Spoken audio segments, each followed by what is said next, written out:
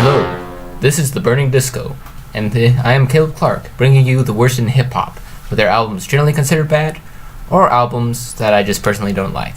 And today we're going to go with one of the big ones, Sex and Violence by Boogie Down Productions. Now, this group is actually one of the biggest early rap groups.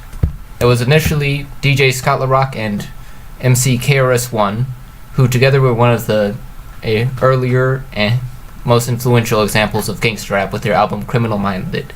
Sadly, Scott LaRock passed away. He was murdered, and so krs-one took a more conscious turn on the following albums, including By All Means Necessary. However, the group was pretty much krs-one for a while. Like, there were other DJs and beatboxers and such, but as far as the music went, it was pretty much krs-one. However, for a couple of decades, this would be the last Boogie Down Productions album. Now, first of all, we're going to have to talk about the album cover. I'm looking at it right now, and here's how I would describe it. It appears that some sort of surreal newspaper clippings monster with runner's legs is assaulting Richard Nixon in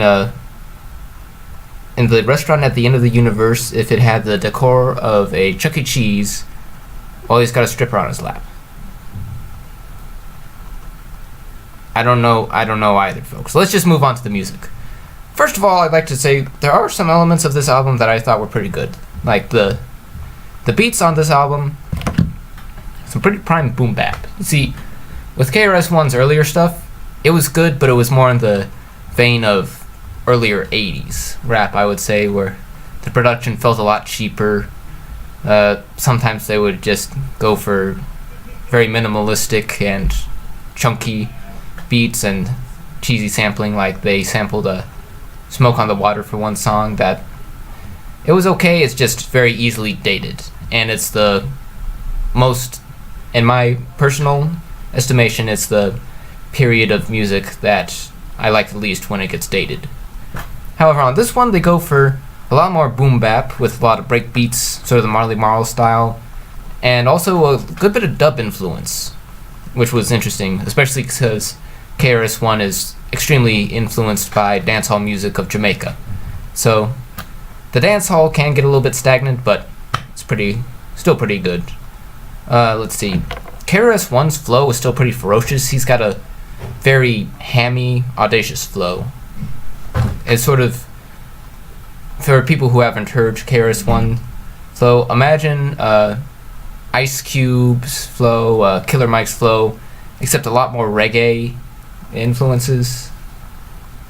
It's fairly melodic. It's pretty good. The only time that I think it ever really got bad was on the chorus for Drug Dealer, when it gets a little too sing-songy on the hook. And I'm pretty sure he used the melody for Knick Knack Paddywhack Give a Dog a Bone for a second there. But anyway.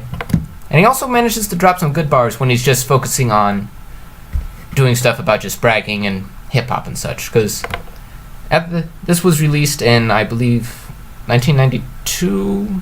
Yep, 1992. And at the time, there was the hip-hop had just pretty recently gained some mainstream appeal, and also MC Hammer, I believe at the time, had gone diamond. So there was a lot of recognition, but there was also the threat that it wouldn't be taken seriously because of these fluffier artists.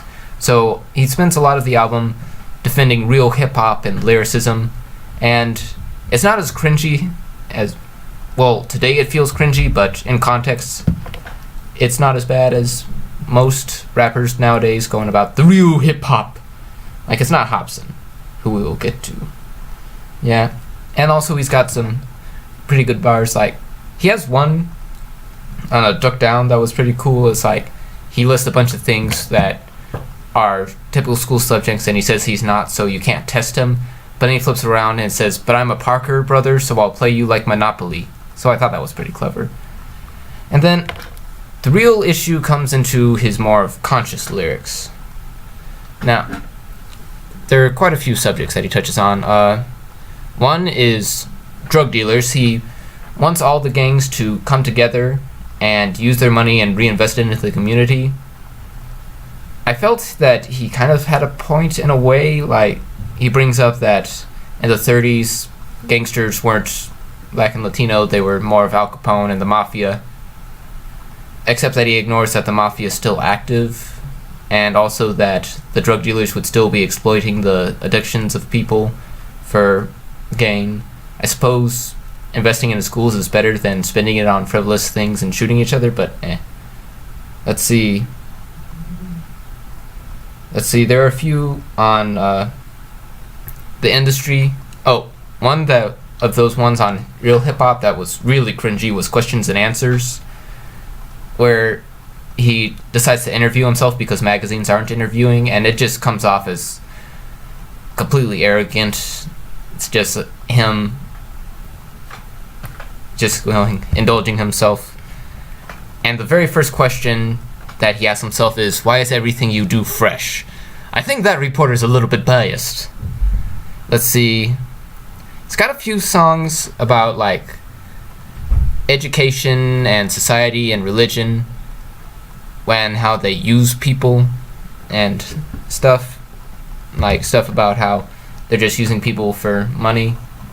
Again, I guess there are plenty of examples of organizations exploiting people, but some of the things that he goes for are kind of silly. Like, he claims that you could learn everything you need to know in law school by the age of 6, but instead they make you wait around. I think of all the points about our education system, claiming that you could get a doctorate in law at the age of 6 is not one of the strong points in your argument. And then, let's see. A lot of his stuff about Christianity just seems completely inaccurate. Like, he asks why the teachings of metaphysics is forbidden. He asks why the church forbids people to read the scriptures. He exclaims that that Christianity was formed 400 years after Christ, and you don't have to look it up, just believe him. Which, first of all, if you ever have to say that, it's not a good sign. Second of all, let's see, estimation show, like, last I checked, the closest you could get to claiming the thing about 400 years, Constantine made it to an accepted religion 300 years later. And then throughout that in the time between the death and resurrection of Jesus and its legalization, there were Christians, there were letters recovered. I apologize if this is going a little bit ham, but I am a Christian, so yeah. Anyway, metaphysics being forbidden, scriptures not being allowed to the people. Come on. We settled the whole thing about the scriptures a long time ago, I'm pretty sure. Metaphysics, what are you even talking about? The real problems here are two particular songs. 13 and Good and Say Gal.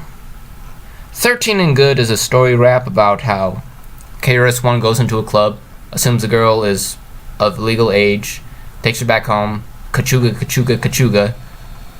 Then he asks her afterwards, how old are you? 13. And so then he realizes, I'm in trouble. But it was worth it. No, he seriously, that's part of his rationale. Like, it was still good. That's the title of the song.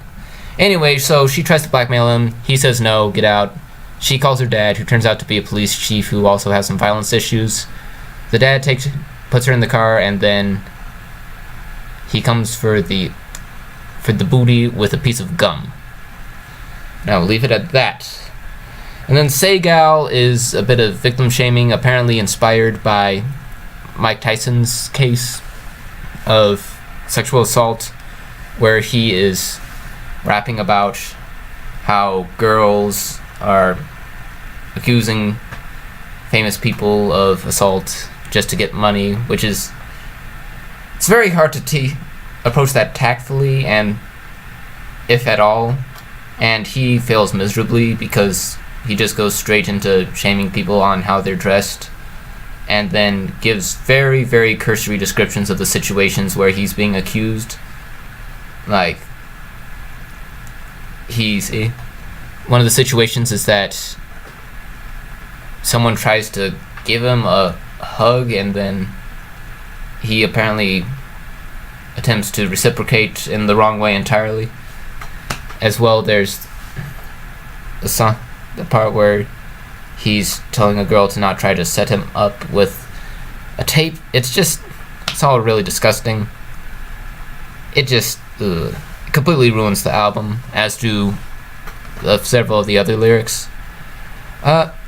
Overall, this could have been a pretty good KRS-One album. Like I was saying, the production was usually one of his weaker elements. So if he had, gone for just generally doing the darker style, I feel that there could have been some actual potential for this album. But then the several songs where there's just all these cringy lyrics, they just fail miserably. Overall, in our ranking, I think I'm going to put this one, let's see, it will be at the number 2 spot, I believe, right between Flockaveli and Lil Pump. So that is Sex and Violence by krs-one.